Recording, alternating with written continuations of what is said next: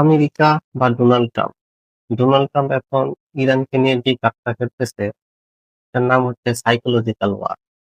এখন আপনাকে বুঝতে হবে যে এটা কিভাবে সাইকোলজিক্যাল ওয়ার।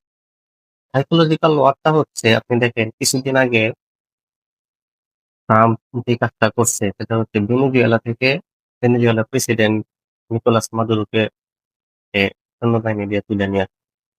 তো পৃথিবীর সমস্ত নিউজ সেটা কভার করতেছিল যে ভেনেজুয়েলা থেকে তার স্বাধীন রাষ্ট্রের প্রেসিডেন্টকে তুলে নিয়ে আসছে বড় একটা অকারণ। তো পৃথিবীর এই যে সাইকোলজি বা পৃথিবীর যে নিউজ মিডিয়া কভারেজ, এগুলিকে দৃষ্টি থেকে সরানোর জন্য আমেরিকা এখন যে কাজটা করলো সেটা হচ্ছে আইসল্যান্ড আর ইরান, এই দুইটা কাজকে খেললো। তো আইসল্যান্ডকে নিয়ে সে যখন কথা বলা শুরু করলো, তখন পৃথিবীর মিডিয়া গুলো আইসল্যান্ডকে নিয়ে নিউজ করা শুরু করলো, আর এদিক দিয়ে ইরানকে নিয়ে নিউজ করা শুরু করলো। তো ইরানের ভিতরে যে আন্দোলনটা শুরু হয়েছে, এটা বেসিক্যালি ল্যান্ড আন্দোলনই ছিল।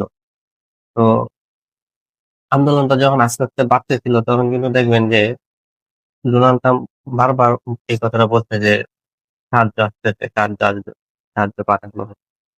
তো এটা কেন বলছে? এটা বলার কারণ কিন্তু এটা না যে আন্দোলন বাড়বে, একটা সাইকোলজিক্যাল প্রো।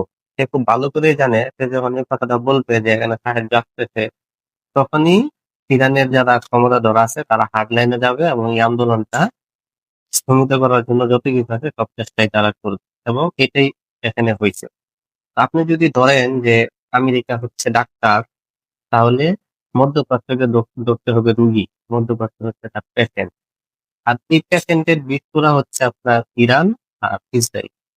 যতদিন পর্যন্ত এই পেশেন্টের গায়ে ইরান এবং ইসরায়েল এই দুইটা থাকবে, এই বীজপুরা থাকবে, ততদিন পর্যন্ত এই মধ্যপ্রাচ্য পশ্চিমা বা আমেরিকার পেশেন্ট হিসেবে থাকবে।